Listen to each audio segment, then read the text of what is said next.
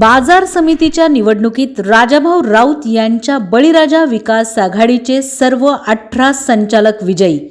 आपण पाहत आहात बार्शी टुडे यूट्यूब चॅनल.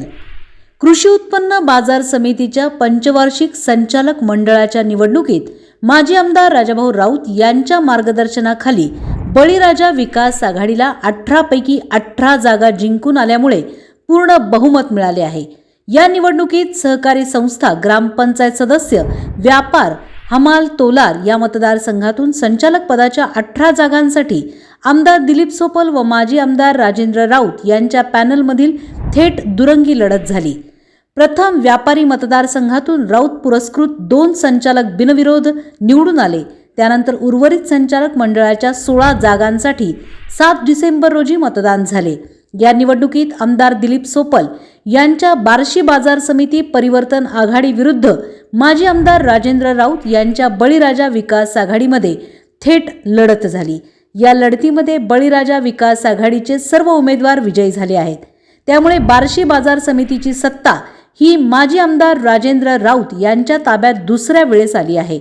विधानसभा निवडणुकीनंतर राजाभाऊ राऊत यांना मिळालेला हा पहिला मोठा विजय आहे. नमस्कार, मी नीता देव. आपण पाहत आहात बार्शी टुडे यूट्यूब चॅनल. ठोस राजकीय निर्णयामुळे राजाभाऊ राऊत यांची बाजार समितीमध्ये दुसऱ्या वेळेस सत्ता. आपण पाहत आहात बार्शी टुडे यूट्यूब चॅनल. राज्यात सुप्रसिद्ध असणाऱ्या उच्चतम कृषी उत्पन्न बाजार समिती बार्शीच्या संचालक मंडळाच्या पंचवार्षिक निवडणुकीत माजी आमदार राजाभाऊ राऊत पुरस्कृत बळीराजा विकास पॅनललाच मतदारांनी दुसऱ्या वेळेस संधी देऊन एकमुखाने सत्ता हाती दिली आहे. तब्बल 9 वर्षांनी निवडणूक होऊन सुद्धा राजाभाऊ राऊत यांच्या विरोधात प्रस्थापित विरोधी कौल तयार झाला नाही. हे त्यांच्या प्रभावी नेतृत्वाचे यश आहे. गत निवडणुकीत शेतकऱ्यांमधून मतदान झाले होते. त्यावेळेस 18 पैकी 9 जागा मिळवणाऱ्या राऊत यांच्या गटाला यावेळेस पूर्ण बहुमत मिळाले आहे. राजाभाऊ राऊत यांचे बार्शी तालुक्याच्या सहकार क्षेत्रातील वर्चस्व सिद्ध करणारा हा विजय आहे. विधानसभा निवडणुकीनंतर राजाभाऊ राऊत यांना मिळालेला हा मोठा विजय आहे. या निर्णयाचे तालुक्याच्या राजकारणावर दूरगामी परिणाम होणार आहेत. राऊत यांचे शेतकरी व व्यापारी वर्गातील स्थान उंचवणारा हा विजय आहे. या विजयामुळे राऊत यांना आगामी जिल्हा मध्यवर्ती सहकारी बँकेच्या निवडणुकीतही मोठा फायदा होणार आहे.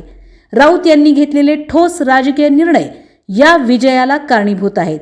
राऊत यांनी गतसंचालक मंडळाच्या कार्यकाळात आपले पुत्र रणवीर राऊत यांना संचालक व सभापती केले होते. यावेळेस त्यांनी आपल्या घरातील व नातेसंबंधातील कोणालाही उमेदवारी दिली नाही व घराणेशाहीला फाटा दिला. याचा अनुकूल परिणाम झाला. आपण पाहत आहात Barshi today YouTube channel. Raut यांनी उमेदवारी देताना कौरव माने यांचे पुत्र यशवंत तसेच विजय गरड, प्रभाकर डमरे यांच्यासारख्या निष्ठावंतांना संधी दिली. केंद्र आणि राज्यात भाजपाची सत्ता असल्याचा फायदा राऊत यांना झाला.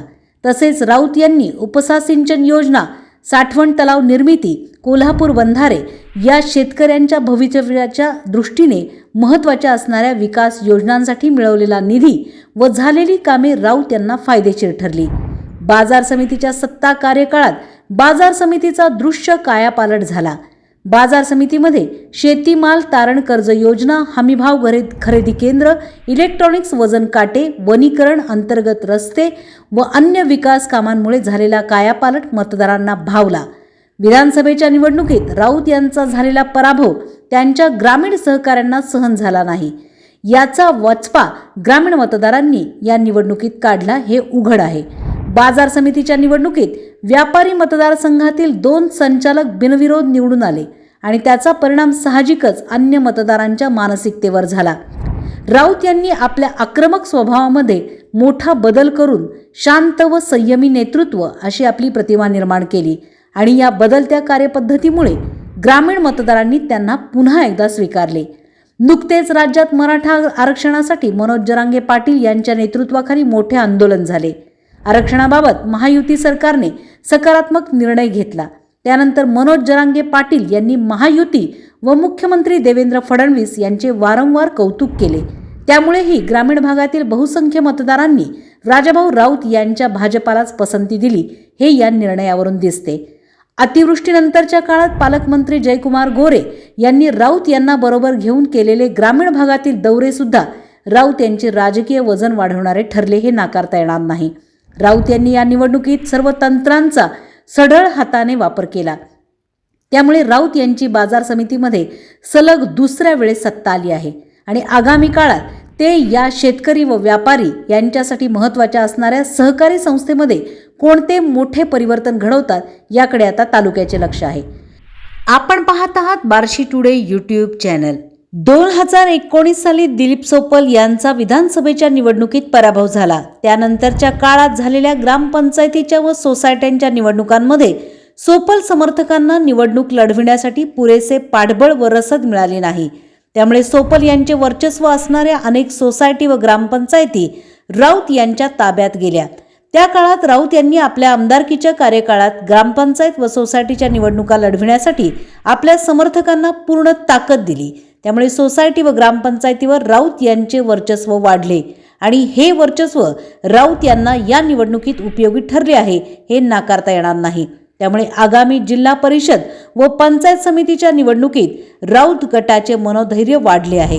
या निवडणुकीत माजी आमदार राजाभाऊ राऊत यांच्या बळीराजा विकास आघाडीच्या माध्यमातून व्यापारी मतदारसंघात भरतेश गांधी व प्रवीण गायकवाड, तर हमाल तोलार मतदारसंघातून गजेंद्र मुकटे आणि सहकारी संस्था गटातून सुरेश गुंड, सज्जन गायकवाड, विजय गरड, अभिजित कापसे, प्रभाकर डमरे, रविकांत साळुंके, यशवंत माने, तर महिला राखीव गटातून मनीषा तागभाते, सुमन पाटील, इतर मागासवर्गीय गटातून संजय कुमार माळी, विमुक्त जाती भटक्या जमातीमधून रामेश्वर पाटील, ग्रामपंचायत सर्वसाधारण गटातून नेताजी घायतिळक, अजित बारंगुळे, ग्रामपंचायत अनुसूचित जाती जमातीमधून सतीश हनुमंते, आर्थिक दुर्बल गटातून सचिन बुरगुटे हे संचालक झाले आहेत. आता भविष्यातही एकमुखी सत्ता काय परिवर्तन घडवते हे पाहूयात. सर्व नूतन संचालक मंडळाला मार्गदर्शक राजाभाऊ राऊत यांच्या नेतृत्वाखाली काम करण्यासाठी बार्शी टुडे यूट्यूब चॅनलच्या वतीने हार्दिक शुभेच्छा.